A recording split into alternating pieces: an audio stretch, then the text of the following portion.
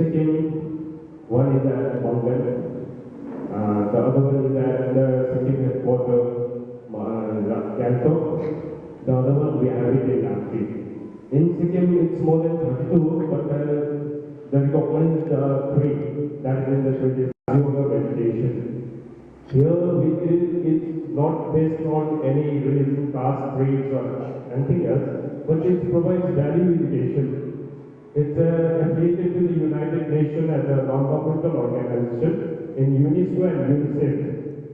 Here, we practice meditation, Raja Yoga, as in Ghana and many other countries.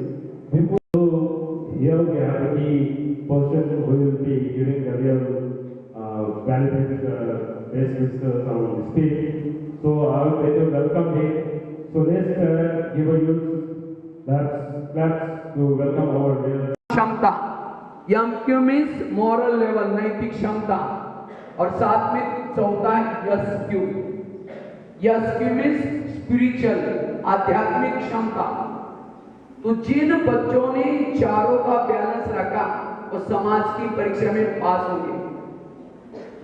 IQ, EQ, MQ और SQ. लेकिन आज हम केवल क्या डेवलप करें? IQ डेवलप कर रहे हैं. और जिस विद्या का लक्ष्य क्या है? MQ की कमी, सहन शक्ति की कमी.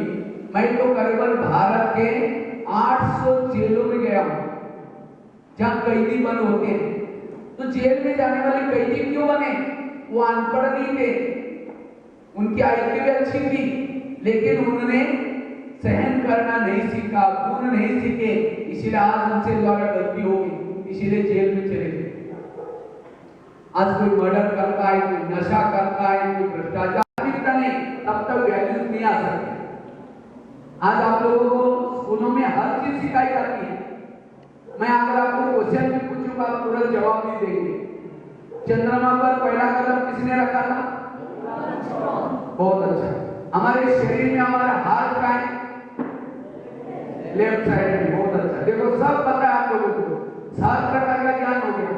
लेकिन आपको और एक मैं क्वेश्चन पूछता हूं. इंसान ही हमारा असली परिचय नहीं. अगर कोई गाड़ी है और गाड़ी में ड्राइवर नहीं, गाड़ी के अंदर पेट्रोल डीजल सब कुछ है, सब पार्ट भी है, वो चलेगी? तो गाड़ी की महत्व की चीज क्या होगी? ड्राइवर. इसी तरह कोई मुर्दा पड़ा हुआ है, उसके अंदर हार्ट है, आंखें हैं, कान है, सब कुछ है, बोलता है, देखता है, सुनता है. क्यों? उसके अंदर का ड्राइवर उतर गया. परमात्मा. हमारा घर कहाँ है? कहाँ है घर सबका? नामची के कोई गली में? नामची के गली में शरीर का घर है, आत्मा का घर चांद सूरज तारका के पार. इसको जानना और वैसे व्यवहार करना, इसको कहते हैं मित्रों के साथ डिसिप्लिन. जिस बच्चों ने स्कूल पढ़ करके डिसिप्लिन नहीं सीखा वो अनपढ़ है. उसने अक्षर ज्ञान लिया, डिसिप्लिन नहीं सीखा, एजुकेशन नहीं लिया, इसलिए डिसिप्लिन, अनुशासन. आगे का शब्द कौन सा चलता है? यू. यू फॉर यूनिटी, एकता. एक उंगली को कौन लड्डू बनाएंगे? 5 उंगलियां लड्डू बना सकती है. इसलिए अकेला व्यक्ति कुछ नहीं कर सकता. जीवन में एकता लाना. एक कहा जाता है धन गया थोड़ा कुछ गया, हेल्थ गई थोड़ा कुछ गया, चरित्र गया सब कुछ गया. लेकिन आज कल युवा पीढ़ी क्या समझते हैं? चरित्र गया कोई हाथ नहीं, हेल्थ गई ठीक कर देंगे, धन गया सब कुछ गया. आज के पढ़े लिखे लोग चरित्र को बेच करके भी धन इकट्ठा करके कितनी परीक्षाई सत्यता को नहीं छोड़ा, और इसलिए वो अमर बना. शिक्षा का उद्देश्य अमर बनना. मरने के बाद भी लोग याद करते रहे. किसको याद करेंगे? जिसके अंदर वैल्यूज थे. इसलिए चरित्रवान. आगे का शब्द कौन सा था एजुकेशन में? ये फॉर एटीट्यूड, व्यक्तित्व, पर्सनालिटी. पर्सनालिटी 2 प्रकार की होती है. एक होता है इनर पर्सनालिटी, दूसरी होती है आउटर पर्सनालिटी. सहन शक्ति की कमी, इसलिए सहनशील बनो. आगे का शब्द कौन सा था एजुकेशन में? आई फॉर इंटीग्रिटी, एकात्मता, राष्ट्रीय एकात्मता पारिवारिक एकात्मता, आपसी एकात्मता, एकात्मता शिक्षा का उद्देश्य है। एकात्मता लाना ही शिक्षा का उद्देश्य है। आगे का शब्द कौन सा था एजुकेशन में? कहता है मुझे एंड्रॉइड मोबाइल चाहिए 15,000 रुपए का। 15,000 का मोबाइल दो, नहीं तो मैं स्कूल में नहीं जाऊंगा। अब बच्चे को कोई जरूरी है एंड्रॉइड मोबाइल? अब एंड्रॉइड मोबाइल लेकर के स्कूल में बैठेगा, जिसका मैसेज आएगा बार बार, बुद्धि तो उसमें जाएगी, पढ़ाई में कहाँ बुद्धि जाएगी? और मोबाइल गुम हो गया तो बुद्धि तो उसमें जाएगी। इसीलिए जहां त्याग नहीं वो विद्यार्थी नहीं। विद्यार्थी के 5 लक्षण होते हैं: बक ध्यान, काक चेष्टा, अल्पा। सब आपके जीवन के लिए लॉ बन जाते हैं, कायदे। अगर यहाँ बड़ों का नहीं मानेंगे, समय पर काम नहीं करेंगे तो बड़े होकर के दुखी होंगे। इसीलिए लॉ सीखना, कायदे सीखना जीवन के लिए, तो ये सब बचपन में सीखना होता है। इसको कहते हैं स्कूल। लेकिन आज के बच्चे क्यों बिगड़ते, उसके कारण है।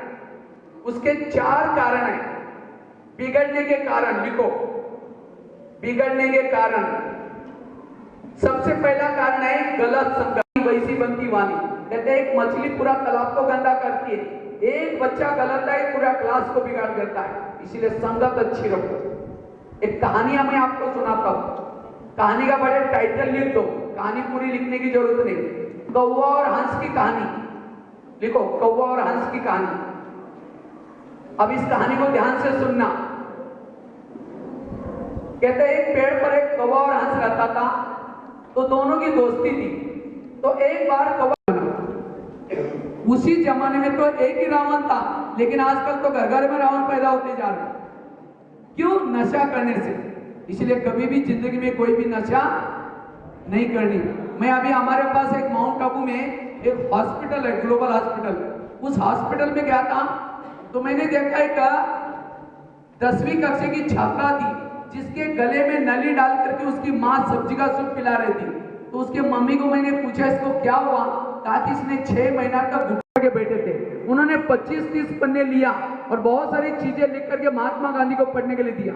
महात्मा गांधी ने एक एक लाइन पढ़ी और लास्ट में इसकी पिन निकाल करके धोती को लगाई, सभी पन्ने वापिस दिया। तो अंग्रेज ने कहा महात्मा जी मैंने इतनी सारी पन्ने आपको पढ़ने के लिए दिया, पढ़ा लेकिन कुछ नहीं बोला, क्योंकि उसी पन्ने के ऊपर महात्मा गांधी के नाम से गाली लिखी थी।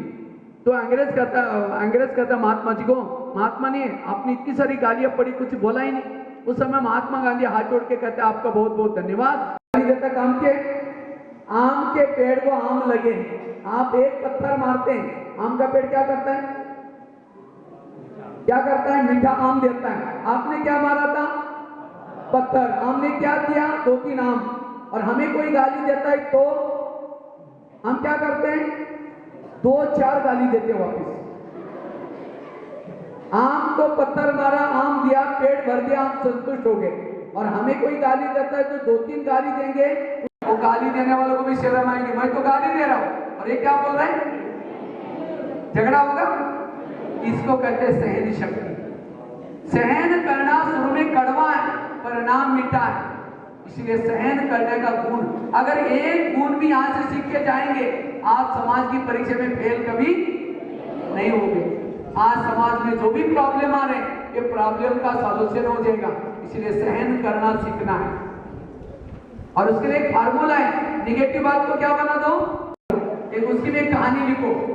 कई स्कूल में जब मैं सवेरे सवेरे जाता हूँ, 1 घंटा तक वो प्रेयर करते रहेंगे, शार दे माँ, हमें ऐसा ज्ञान दे माँ, तार दे माँ। चिल्लाने से थोड़ी आएंगी।